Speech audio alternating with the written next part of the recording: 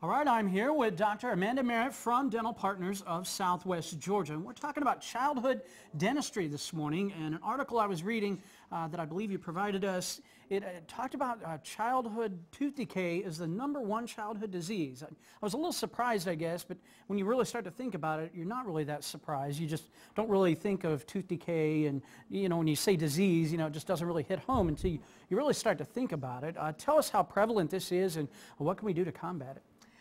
Childhood dental decay affects about 50% of our school-age children, so it is something that we need to be aware of. And the best way to combat it and prevent it is prevention at home. Really make sure you're helping your child brush their teeth. If they're not able to write their name yet by themselves, they don't really have the manual dexterity to clean their teeth like they need to. So make sure that you are helping them brush after they brush. There are all sorts of fun products out there to help children become motivated to brush their teeth every day. Yeah, everything from Thomas the Train to you see them all, and the electric ones, that they kind of have fun with in their mouth. And of course, a lot of them use Trainer toothpaste. Is that important? Yes, Trainer toothpaste is important. Trainer toothpaste does not have fluoride, and so it's appropriate for children up until about age 2. They need to be able to spit.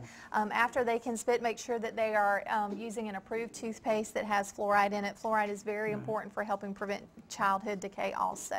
Now, how important is it to maybe start off, because I know a lot of parents I've talked to, and myself included, sometimes parents think, oh, they're just baby teeth, they'll come out anyway. That's right. But I guess it's more important, though, to instill good habits ahead of time, even if they are baby teeth and they're going to come out.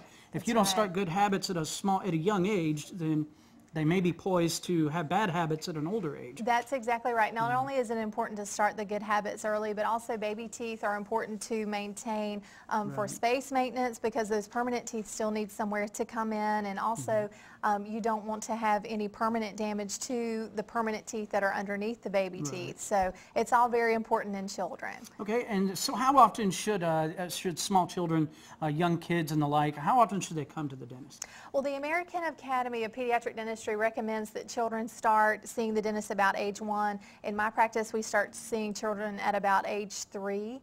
And it is best to introduce them to the dentist when they're not actually having a procedure done. So if you have a child, maybe they can go with you to the dentist for the first time and see that mommy or daddy is doing it and everything's okay, and it's actually a fun place to be. Yeah, there's no fear involved. It's always a good thing. Right? That's exactly right. All right, well, we'll talk more with you in just a few minutes about maybe a free dental thing going on in just a little while. We'll talk about that in a few minutes. Melanie, on over to you. All right, thank you, Melanie. Back with Dr. Amanda Merritt from Dental Partners of Southwest Georgia, and we've been talking about childhood tooth decay and what kind of the problems that people have with that, young children to be exact, and parents, of course, wanting to make sure that they get the treatment and the basics they need to learn how to brush your teeth and how to learn good habits, and the whole thing that goes along with becoming eventually a child and then a young adult and then adults later on in life. Now, you guys are putting on a free dental clinic, right? Yes. February is Children's Dental Health Month, and the American Dental Association about 10 years ago started an event called Give Kids a Smile. We're so fortunate this year to have a Give Kids a Smile event in Albany. It's the first year that we have had a big event like this in Albany. And essentially what we're trying to do is reach the school-age children, ages about 6 to 12, that slip through the cracks otherwise, really don't have access to regular dental care for whatever reason. And we, on that day, Friday, this coming up Friday, February the 1st, at Darton College from 8 to 12, we'll be providing free exams, free cleanings, free sealants, and things of that nature for the children that really are in need of that. Okay, and do folks need to make an appointment? Do they just show up? What's the practice that you guys want them to do in order to attend? What we would like for people to do is call my office, Dental Partners of Southwest Georgia. The number is 432-2213. You can call that office and make an appointment so that we'll know how many children to expect. We can take the first 100 children on that day. All right, well, lots of good things going on as far as that goes, the free clinic, and that is at Darton College, you said? Yes, Darton College Dental Hygiene Department. Okay, and of course, one other thing that we want to note, you said the whole month is dedicated to childhood tooth decay and I guess preventing it. Yes. Tell us, is there anything else that children can do, or parents, we can do as parents, to keep them from developing tooth decay or just good habits overall?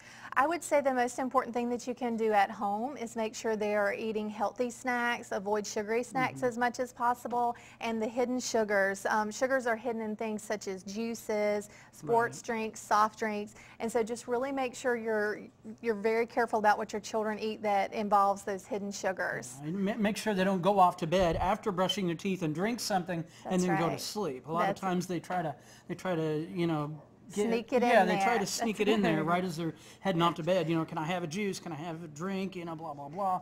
And so you don't want to send them off to bed with that. That's correct. Lingering in their mouths all night. That's right. The longer that sugar sits on their teeth, the more susceptible they are to getting cavities. Okay, well, great. Dr. Amanda Merritt, thanks for coming in this morning. And again, that free health clinic, that free dental clinic going on February the 1st at Darton College. You need to make an appointment with this lady right here. All right, going to a break now. More to come in your third hour of Good Day right after this.